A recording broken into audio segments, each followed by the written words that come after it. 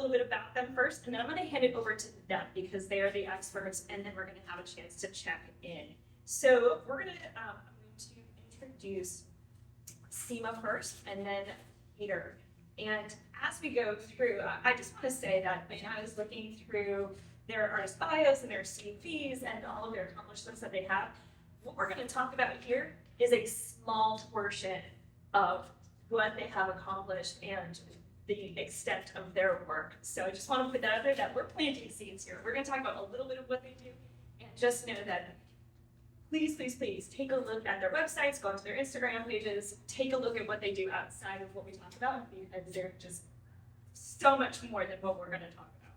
So Seema, we're going to introduce first, and then Peter. So Seema is an accomplished Brooklyn-based artist who focuses on sustainability and is a sustainability consultant and artist. So she explores the intersection between sustainability, saying being here, art. Hi, welcome, come on in. Art, culture, and the built environment. Her work extends through multiple forms, including sustainability consulting, public art, community and occupant engagement programs, social happenings, which I have to admit, I'm really excited to check out one of those at some point, painting, biology-inspired installations, kinetic sculptures, and more. And you'll notice in the handouts that you have that there are some images of these items. Seema creates individual and collaborative art projects with the main goal of creating an experiential connection between the viewer and natural system. So like you were talking about, getting that connection between the individual and the systems that we're engaged with. Designs for larger scale work in the built environment aim at creating audience engagement by highlighting functional sustainability features. Seema has over 15 years experience in the environmental building and design industry. She's managed the LEED certification of over 40 projects and is a professor of sustainable design at NYSID, so New York School of Interior Design, as well as FIT here in New York City. Absolutely, absolutely. Among the locations that her work has been shown, you see the Anderson Contemporary, Boca Museum of Contemporary Art in Long Island, Wagner College, Figment Art on Governor's Island, which we should talk about because Zito and I realized that I was like, oh, Zito and I have a connection, so you might know some other folks, and has consulted on a range from University of Albany's Barclays corporate offices, Toronto, and the Citibank Banking Business Park in Singapore. And that is just a minor fraction. And I'll be honest with you, one of my favorite parts of looking through some of your so many interesting things is that Seema is also on the board of directors for Brooklyn Raga Massive. So that is yes. So if you're interested in that at all, like the person to talk to. And Peter, so Peter creates vibrant paintings, public installations, and origami sculptures. Now, when we say origami sculptures, folks, we're not talking like, just you think like, oh, the crane. And no. We're talking large scale, folded shaped buildings. They're pretty cool. Wow. Yeah, I know exactly. You have a picture of some in your handout there. And these engage in nature culture themes through a global lens. If you know his work, you'll see it's meticulously rendered with vibrant coloration, recurring motifs including endangered flora and fauna, such as pollinators, owls, orchids, and aquatic life. Peter constructs fantastical collage-like images that represent society's fragmented relationship with the environment and passionately seeks to bridge that profound disconnect. Raised in New Hampshire, he's earned a BFA from Cornell and an MFA from Hunter College, where he received the Tony Stone Prize. Created many large-scale public commissions, including a Department of Cultural Affairs Percent for the Art Program, which is in PS 101K in Brooklyn, and it's 116 feet long.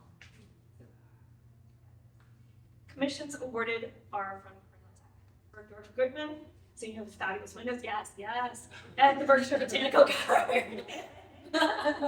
Berkshire Botanical Garden. So if you are interested in horticulture at all, I highly suggest the Berkshire Botanical Garden. It has a fabulous atrium. It's a beautiful, beautiful place. Peter's works are showcased in various permanent institution collections, including the National Museum of Wildlife Art in Jackson, Wyoming, the U.S. Department of State Art and Embassies Program in Gabon, Africa, Capital One, and the Berkshire Botanical Garden, like we just noticed. His artwork has been exhibited in the Bronx Museum, the Bruce, which is in Connecticut, Daniel Weinberg Collection, Google New York, as well as internationally at the Chinese Contemporary in Beijing, and the Mykonos Biennale. Pierre has received several distinctions, including the Nature Conservancy's Andy Warhol Preserve Residency Grant and the Eco Art Project. So needless to say, we are very lucky to have these two folks with us this evening to talk about these topics. And yeah. So at this point, I so appreciate you folks sharing why this was something that you were interested in and why it was important to you folks. And I'm just actually going to hand it right off to the experts. So here, you're up first. And good. Thank you, Krista, for that glowing intro, and also a shout out to Jordan and Chelsea Piers for hosting this awesome event and organizing it. And it's been a joy to work with you. And also just a big thank you for putting this together, because honestly, to have kind of a vision to put together a site or a place where we're talking about art and culture and nature converging in one site is a really cool thing. I think that's an accomplishment. As kind of a jaded artist who's been around, the scene around the block a few times, it wasn't necessarily the most sexy topic a decade, 15 years ago, or two decades ago, and it's just really wonderful to have the platform and the space to discuss this with everyone. So thank you for hosting this. So I'll start off by just giving a brief intro. I can relate to what you were saying growing up. I didn't grow up on a full-scale farm, but I grew up very much as a free-range child in the woods of northern New Hampshire, supported the Appalachian Trail running through the property, and my parents moved back to the land when that was, a real heady movement in the U.S. in the late 60s, early 70s. People were rereading the romantic thinkers like Henry David Thoreau and Ralph Waldo Emerson, and really trying to, I think, make sense of the heady times and reconnect with the natural environment and a bit more self-sustaining. So things like organic gardening were just on the cusp at the time. And so that's a long-winded way of saying I took it all for granted growing up in this environment. I thought that's how everyone grows up, right? You just eat tomatoes out of the garden and you raise your own sheep, and the school bus drops you off half a mile away and you walk through this idyllic part of the Appalachian Trail to get home. Fast forward after having had, going through art school and paying my dues, sleeping on warehouse floors and having studios and really gritty environments, and way out in Brooklyn and in Beijing in 2005, things were really starting to kick into gear in China with the art scene, the economy, and having spaces in West Africa for art residency programs. I suddenly didn't take any of that background for granted, and I realized, wow, there's a lot of incredible stuff happening in the world, culturally speaking, but the pace is so kind of overwhelming, and with the increased digitization of everything, it's easy for it to be truly disconnected from natural ecosystems. So I think that, here we go. A lot of my work very much is rumination on this nature-culture dynamic. Nature through the lens of culture. So I'm kind of using, in a way, appropriating like pop cultural imagery and almost like the iconography and like vibrant graphic quality you see in pop art, pop media, rendering it all by hand, typically with a paintbrush, back into the physical world on canvas. And instead of, media celebrities or propagandistic images, I'm putting everything from endangered flora and fauna, exotic and threatened species of plant life, owls, as we said, pollinators, through this lens of culture. The work traverses, as you already touched on, Krista, across media, traverses painting. So everything I do is somehow started with the human touch, rooted in drawing and painting. And I often work in very unconventional formats, sometimes large circular paintings called tondos. I think it relates more to like the ocular space of the human eye and vision.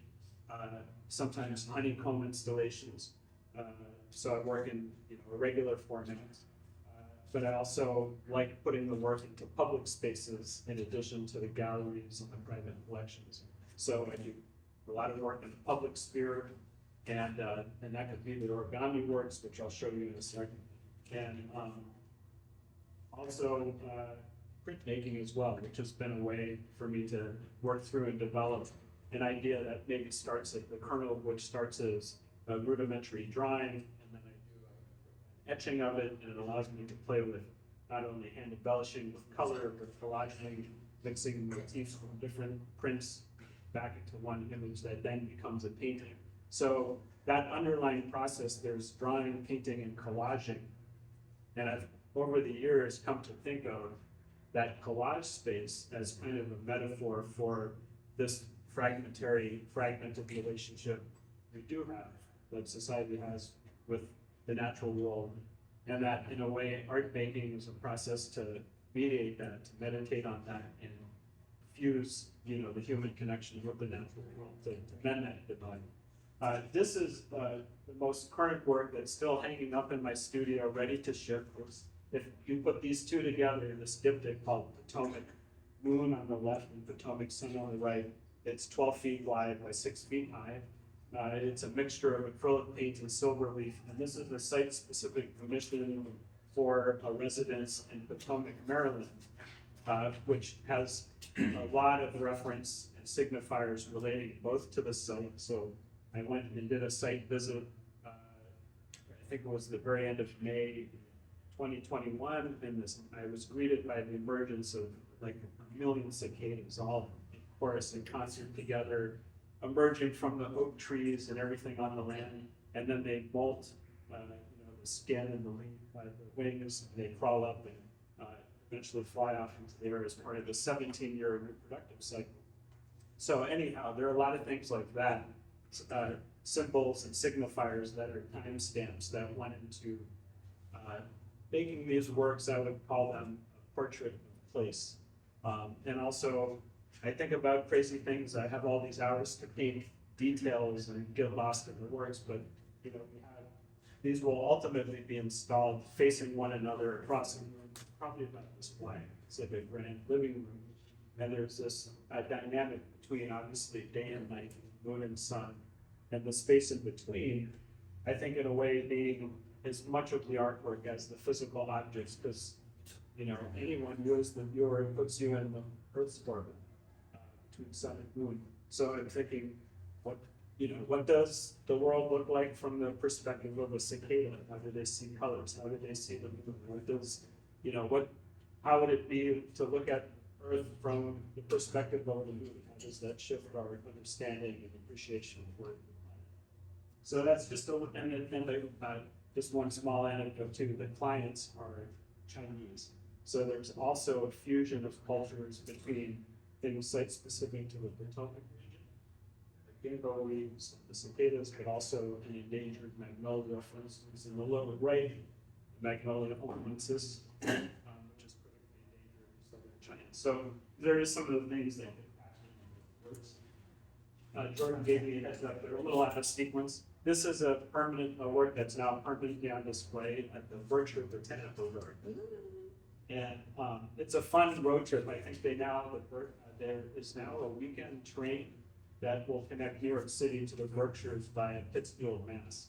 So if you guys ever want to go up and do, a weekend trip or something like that, a lot of cool stuff in the Berkshires. If you're into gardens and estates that have been open to the public, there's incredible gardens with This work is, just to give a sense of scale, it's a little misleading, but it's about 7 feet high by 7 or 8 feet wide. Wow. The actual mosaic space is over 4 feet square, and it is a mosaic that has been meticulously translated into mosaic from one of my icon paintings. That's a different series of work I do, but in a nutshell, I take the archaic mode of Byzantine iconography, which typically render a saint or virgin and child scenery, imagery with a halo and all of that, and with a gilded gold leaf background. And instead of that, I'm transposing endangered flora and fauna from the environment into that Neo-Byzantine context. So in this case, we've got a pair of spotted owls that have been endangered and threatened in the western part of the country. And there's, aside from the fact that as the work was installed the summer of 2021, and there's some really interesting moving stories around it, such as a woman who wrote a beautiful letter. She approached the garden. She was walking through a pathway leading to the owls, and she had gone there to mourn the loss of her father. She had asked her father to please send me a sign of 2 owls. She turned the corner, saw the installation, started weeping, hugged the installation, and forwarded her letter to the board of directors, and they granted her a membership, and she went back all summer to visit the owls. And the board of directors, saw this story, and they said, well, we have to make this permanent. It was meant to be here. And I said, well, could you bundle in a wedding for my wife and me? Yeah, so the owls served as witness to in this beautiful garden space to intimate family ceremony with my wife not too long ago. So the work kind of in a short span of time took on a life of its own. Birds and pollinators love to nest in and around the space, and it is also one other thing I'll say is it's a real privilege as a painter to have the opportunity to do a work outdoors. Because by nature of the materials we work with, no matter how archival and long-lasting it is indoors, there are very few ways to make images in an outdoor setting that would stand the test of time with the elements. And really the only 2 ways that in all the research I've done I know about are, basically stained glass and mosaic, which is made out of stone and stained glass, fragmented glass. So this piece, while not permanent, was a long-term temporary installation that was site-specific for the rooftop garden of the Surrey Hotel. I actually don't know if it's still, it was in the Upper East Side of Manhattan. And they essentially had the hotel, through an art advisor, approached me and said, we have this mechanical shed, and otherwise we've hired a landscape designer to do lavender plantings to attract pollinators, and Chef Balut, who has the cafe downstairs, is having us grow herbs for his kitchen up on the rooftop. So it was a really neat model. This was in 2016 for kind of a sustainable ecosystem in the restaurant and hotel. But they were trying to figure out what to do with this mechanical shed structure. So I did a lot of site visits, did sketches, and tried to come up with a way to kind of skim the shed, so to speak, with a mural that would make it not only transform the place, but also feel like it had always been here as part of the place. So if you were to look around the edge of it, there's even like kind of really look like a hidden pollinator bee silhouette that speaks to colony collapse disorder and the disappearance of the bee. And the mixologist who's in residence that summer at the hotel got really excited with the bees pollinating the lavender and the ghost bee that embedded in the mural imagery. So he said, okay, I'm gonna do only like honey infused cocktails. So that was kind of a fun twist in things. And again, that was really cool experience because I got to work directly with a landscape designer. Turned out to also be from New Hampshire. And so I gave her some inkling of what motifs I was going to include in the installation. She told me what plantings and bloom she was anticipating. We had to plant this all in winter. And then the work just kind of grew into a holistic piece as the spring, summer, and fall season unfolded. And it was illuminated at night too, so it felt like the imagery was this is a maquette for a large-scale origami pavilion, and I developed working in this origami mode while having done a lot of international travel for artist residencies and programs, and had a couple snafus where I went off on one residency to West Africa. It was in tandem with the U.S. Embassy, and they gave me a diplomatic privilege to ship over a whole suitcase of large art materials like canvases and stuff. I thought I was going to do all these big murals and mural workshops with children, kind of like an artistic version of the Peace Corps.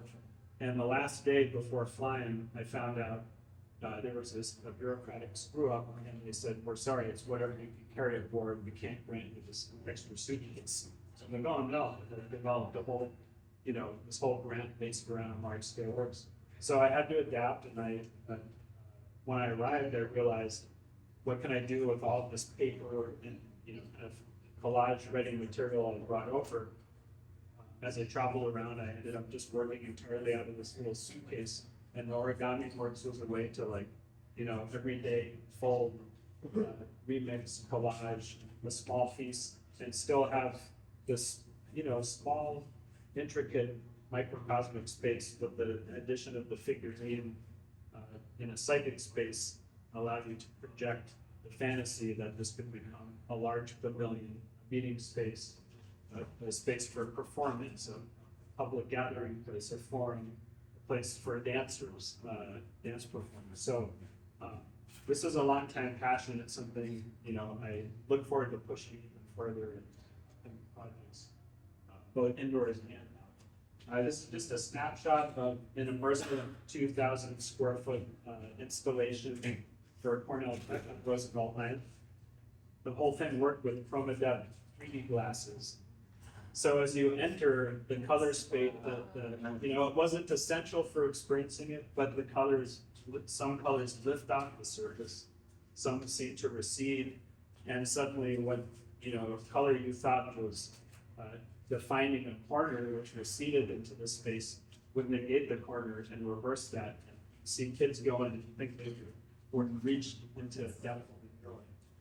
So anyhow, it was a really fun way to engage hero participation.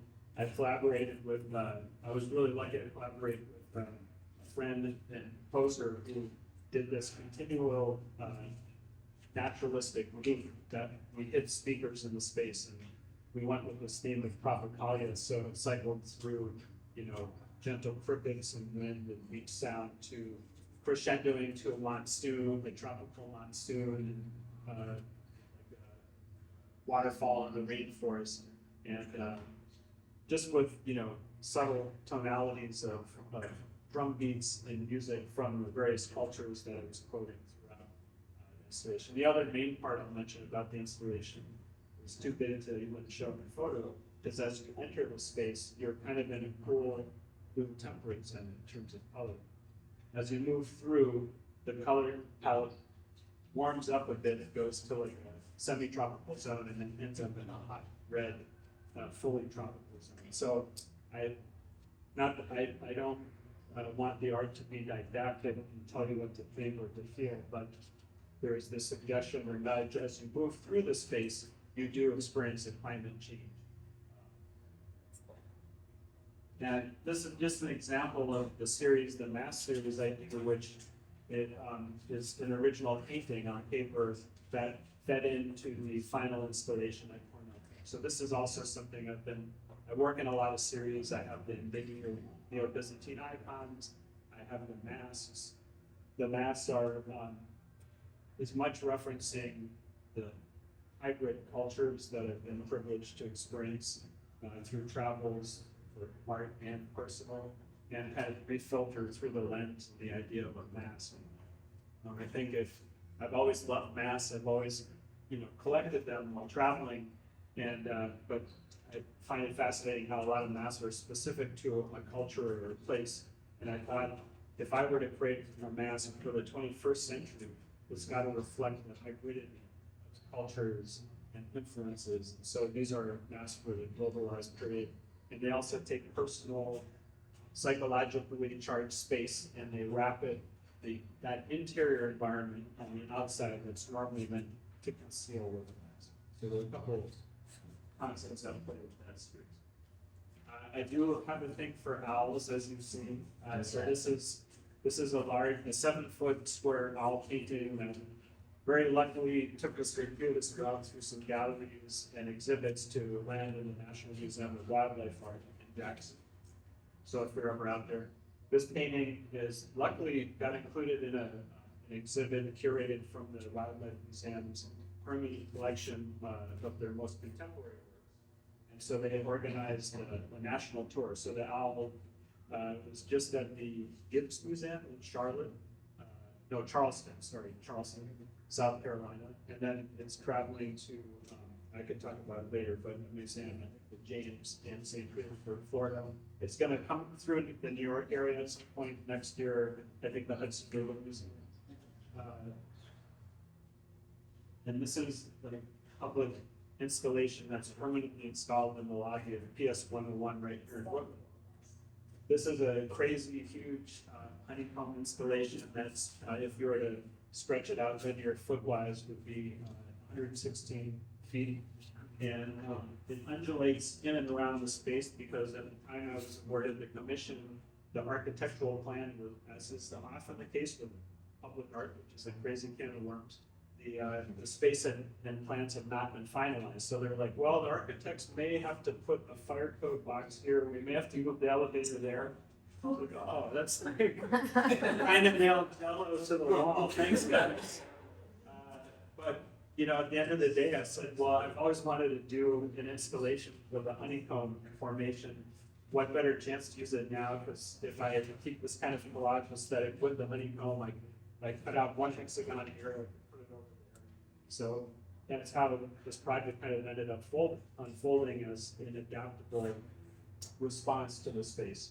And so this is, again, another example, probably one of the most site-specific pieces I've been fortunate to do.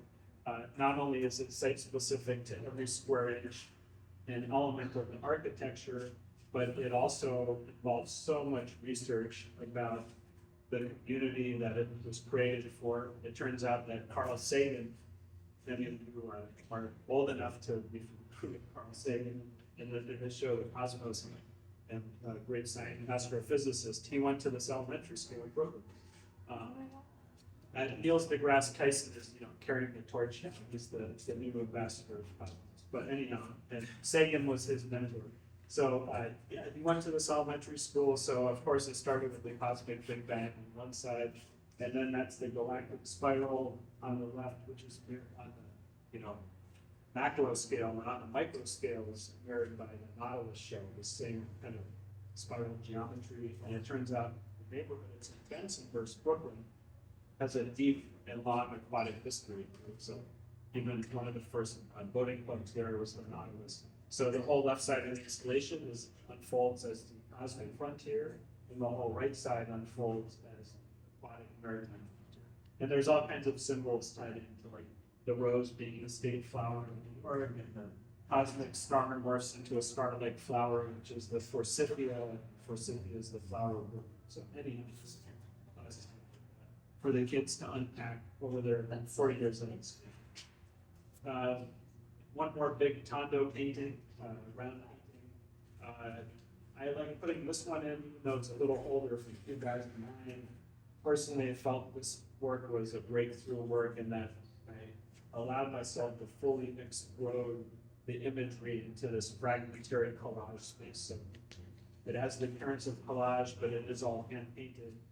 It's called Splinternet in the Fantasia, and it's very much, to me, was a milestone work in rethinking of this relationship, or how through art can we then our fragmented relationship with the natural world through meditating on this work. And I think this is probably the last slide. Just an example of the icon series. I think the format and composition speak for itself. And I wish I could share it with you in person, because it's very experiential seeing, the gold leaf respond to the ambient light conditions. Even when you shut off the lights, it still has a sense of luminosity. And one small anecdote with this, while this series honors all kinds of endangered flora and fauna from all over the world, so I've done orchids, I've done owls, I've done sea turtles, inspired by them being able to scuba dive with underwater turtles and stuff like that. The owls came out of the notion that when I was traditionally trained in icon painting in Rome as a student back in 2002, where you build your own panel from scratch, you grind marble dust into the white primer to make the base, you create a sacred red ochre ground where you use rabbit skin glue to adhere the gold leaf to the panel, and then you paint the figures in this very premeditated, it's kind of a strict way to paint right and wrong way. I had went through this workshop, honestly being born into this kind of pagan gardening family, but I thought, I'm going to give this to my Greek grandmother, my Yaya. She has a birthday. She goes to Orthodox church every Sunday. Well, she surprised me later that summer after I gifted it to her. She said, "Oh, here, I showed it to the priest. And he said it was slightly unconventional, but he's willing to bless and consecrate it." So he had blessed this icon, and it ended up by her nightstand until she passed just shy of the age of 98. And that experience kind of stuck with me, and I thought really the archaic approach that's entirely analog to creating these business icons was almost as endangered as the species I'm trying to honor. So that's a little bit to do on.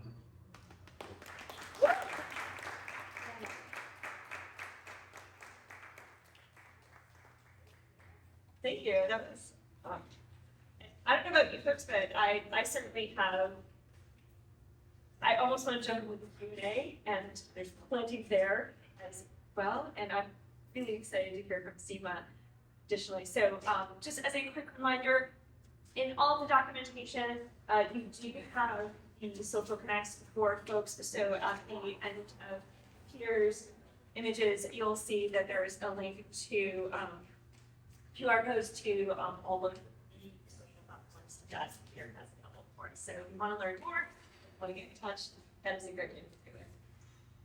All right, well, Peter, thank you so much. I appreciate you sharing. These are some good stories.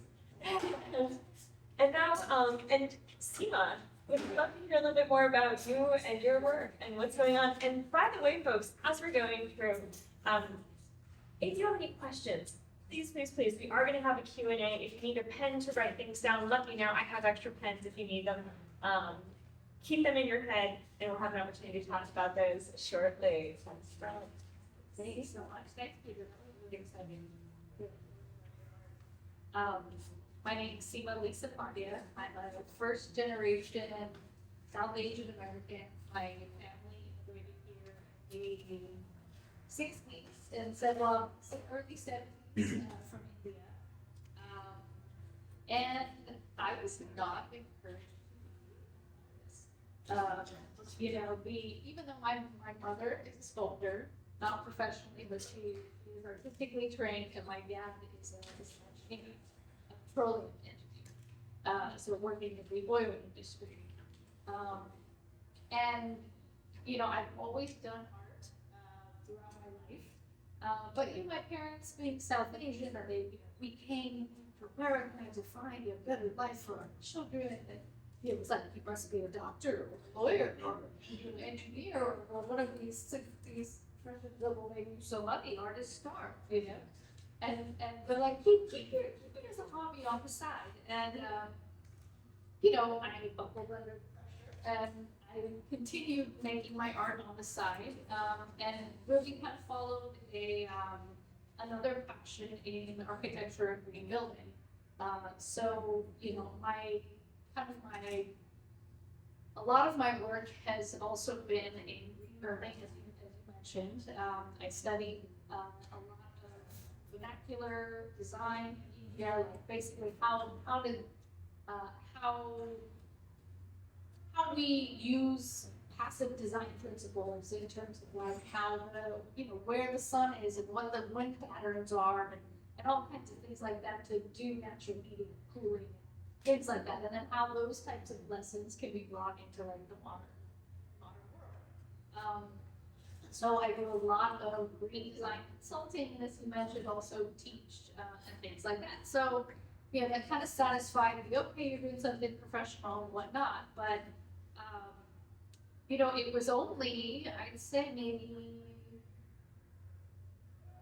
10 years ago. It was only 10 years ago that I was like, you know what? I'm not getting any younger, and I'm an adult. Damn it. Like, this is what I want to do. Screw you, Dad. And so I, you know, basically quit my 9-to-5 sustainability job, and I kept still doing it on my own terms, and so I still do a lot of sustainability consulting, but now I have about half my week to devote towards projects like these. And so a lot of what you see here are things that I've really only developed in the last 10 years. So I feel this is a journey, and of course, a lot of the sustainability comes with it. You know, with a lot of artists, and definitely, you know, for myself, I would say the process of making art is a discovery itself into, you know, how you're discovering connections between you know in the built environment, how you're even discovering about who you are. So for me, I'd say a lot of my artistic inspiration started from very early on in a mode of questioning. Well, my name. So my name is Seema, and you were just asking me about that. But Seema in Sanskrit means the boundary. And when I was a kid, it's like I was popping it. No, I'm boundless. I don't want boundaries, you know. But then as I became older, it just really it spurred a sense of contemplation. Well, what is a boundary? What is the nature of a boundary? And you know, I started really digging into a lot of philosophy and even just you know getting more into like cosmic science and things like that. Where are we drawing? Where are boundaries driven? So looking in nature, they're not so clear cut. You know, there are obviously like for example in your body, the heart is not the lungs. But there is a connection there. There are gradients between things, you know, and so I began to kind of contemplate this idea of, well, a boundary, instead of looking at it as this harsh division, any place that you may find a boundary could actually be looked at, as in the natural world, as an exchange, a sense of like push and pull, that it might be evidence of a relationship. So my art started kind of moving in that direction. And the forms that I started to really gravitate towards were these very wavy, almost like kind of mushroom shapes that then, as I, you know, would explore, started to fold in on themselves and then fold in on themselves again into these like fractals. And even they started to come into ideas of like sine waves. And what if I took a sine wave and I flipped it on itself? All of a sudden you get these mushroom shapes. And so it's kind of been a recurring motif in my work. So I also work in series. Different series I feel like gives me the ability to really dive into certain themes without necessarily being married to just doing that kind of work. So what I like to think about is that I don't think of myself necessarily as a sculptor or a painter. What I like is, you know, somebody who is mastering a certain medium, but more of using different mediums to explore different ideas. So this series, I call it the tabla series. So tablas are South Asian percussion instruments. You play them with your hands. and there's a bass which is a little bit bigger, and then there's a treble which is a little smaller. They're made out of good skin, and the little black dots that you see there, those are finely laid in. It's a whole art form on its own that the flamingos do.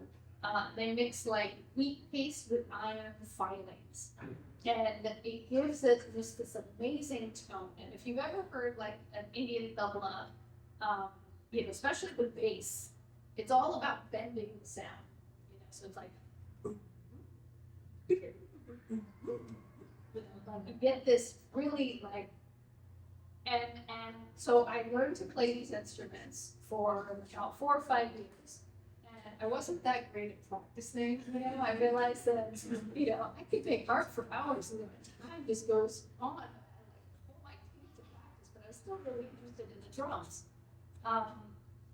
But when we were learning about all of these, complex rhythms and polyrhythms and things like that, I kept seeing these things like visually, in the way that they would relate. Like what kind of visual patterns would it make if I overlaid this and that? And then the school that I was with, and this is kind of interesting about this series. The school that I was with, they, you have to change out these heads after about 1,000 hours or so of practice or play. They either get broken or overstretched with the sound. The tone is not good anymore. So, you take the head off and re-head the skin. But the school I was in, they just keep tossing them in like a big canvas bag for years. And then at a certain point, like they're like, what are we going to do with this big bag? But we don't want to throw them away.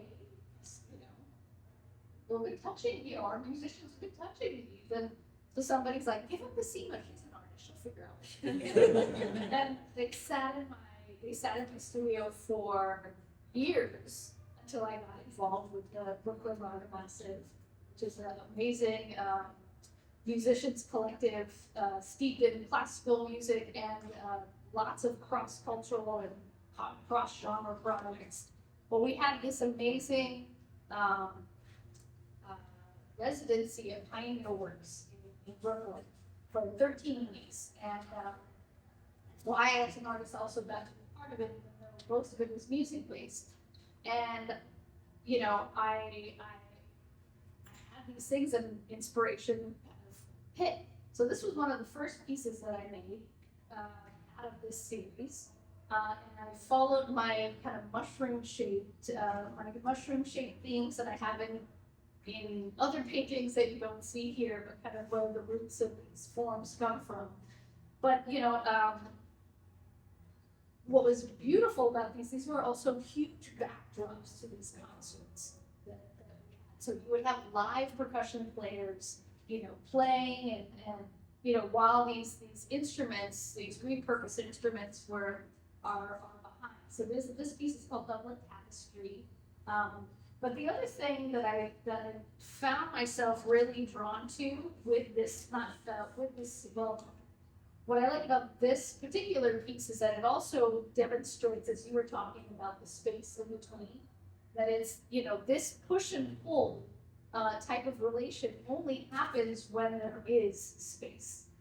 When there is this, there is a place for some sort of shared third energy. What I really also like about these pieces is that they also look like cells to me. They are themselves instruments of vibration.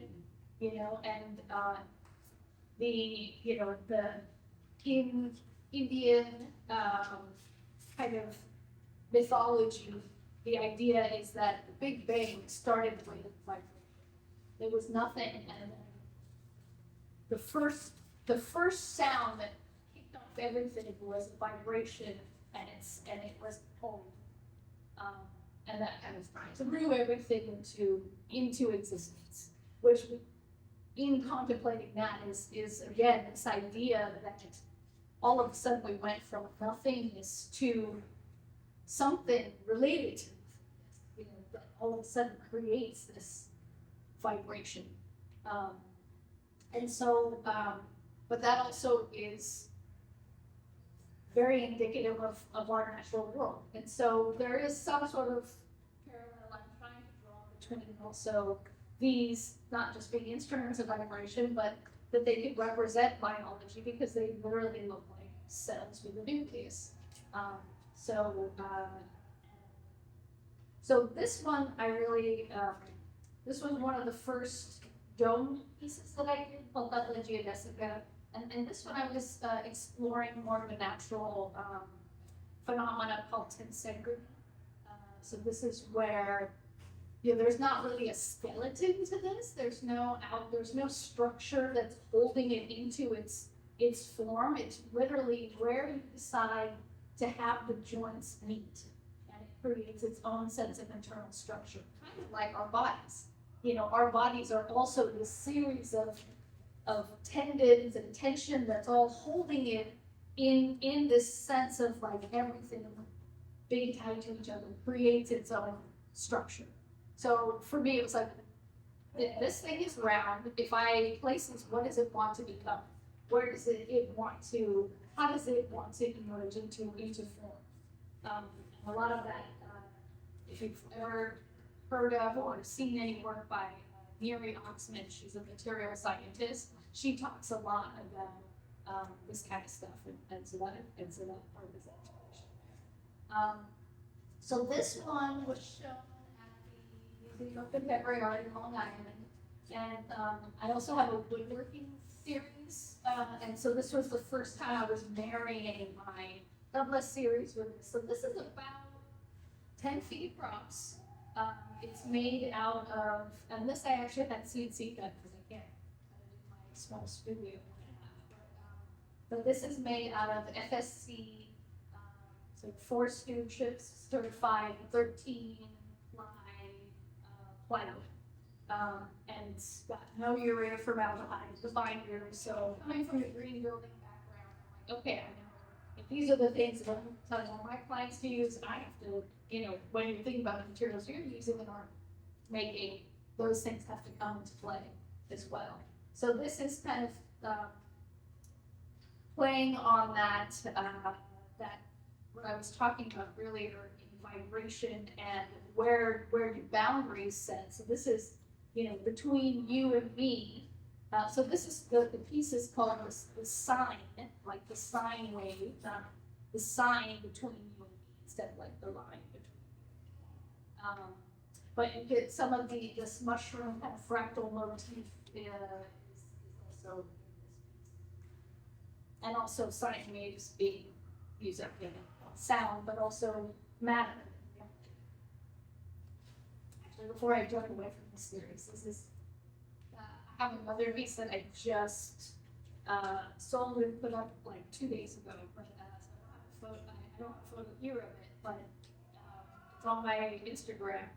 But kind of now taking these ideas into like fascinations with black holes, and that these are also not just cells, but like black holes. And what if in every single cell, or in every the subatomic or like parts of atoms, what if there's just like a speck, which is what kind of is attracting everything together to form, that there's something pulling it together, us all together, and matter together, but then there's something that's also pushing back, saying, I'm not going to collapse into nothingness, I will exist. So in this kind of a balance. So I started off doing paintings. That was like kind of my first thing, and using these kind of mushroom forms. And then my former partner was diagnosed with MS, which was terrible. And luckily he's healthy today, but it was kind of fascinating to get an MRI with him, and as the machine is slicing, images of his brain, to really see just this amazing fractal sense of like our biology when you slice it all down, and in almost like a form that we can't necessarily see because it's hidden in here, like these these inner fractals. And so this series I call the Unrivaled Void series. There's a couple of pieces in this, but this is inspired by that. But it's almost like, what if I took my little mushroom forms, and if they had a movement, what would that look like? Sliced up into three dimensions. And so these are carved. This one is carved by hand out of slices of maple. And then I've highlighted the edge. So the idea, it's not that I'm carving negative space per se, but it's almost like there's color and a light on the inside that highlights, like, not if you were to take a coin, it's not heads or tails, it's actually that thin edge that they both share. And so that's what I've done on the inside of this, is that when you see it actually in person, people end up working this. They're like, you know, like you wanna look inside, but I don't want to show you inside. I want you to want to look inside. But because it kind of shifts as you shift, but your mind almost makes these fractal in shapes solid in your own mind. Fill in the gaps. So for me, that almost means like, okay, if reality is not negative or positive, but it's this other shared space that they both hold. This is what has come out of that. Okay. Similarly, this is from that series. This is made from fallen Norwegian maple, which was in Prospect Park. I went to the parks department. They've got a huge, basically lot in which they chip wood that they collect from all over the fibers. So we'll be right on that. This is a bench. Rockford College, they actually were doing a building project, and they gave artists actually wood from the building project, but they had to clear some trees for it. Instead of getting rid of the trees, they gave the artists cured the wood forest and everything. So this comes from the site where the building came from. This one I made by hand, which is quite a feat. This one's really, really fun. So this is like those slatted maybe void paintings, but this one was at Governor's Island, so Figment. And so this one I actually incorporated, and you'll have to go to my website to find a video for it, but this one actually incorporates motion and kinetic. So you spin it physically, you turn it, almost like twist it around, until these ropes start to twist, and when you let go, it spins, letting go of potential energy. And with every single one of those slices, you get almost like a flip book animation of these little nodes, like starting off and then growing and fractaling, coming back down to like nothing, and then it's really fun. I know. So folks, do you want to put a quick closing on it? I was going to talk about putting the video up. It's okay. We'll have to go to the questions because I know we both went long. So, just really quick, this project is going up this is one of my first public art commissions. I've self-funded some pieces, but this one is my first public art commission. And it's made out of rich light, which is basically a paper stone dipped in phenolic resin, so it will last outside. But this one is going up in the Brooklyn Botanic Gardens, June through October, so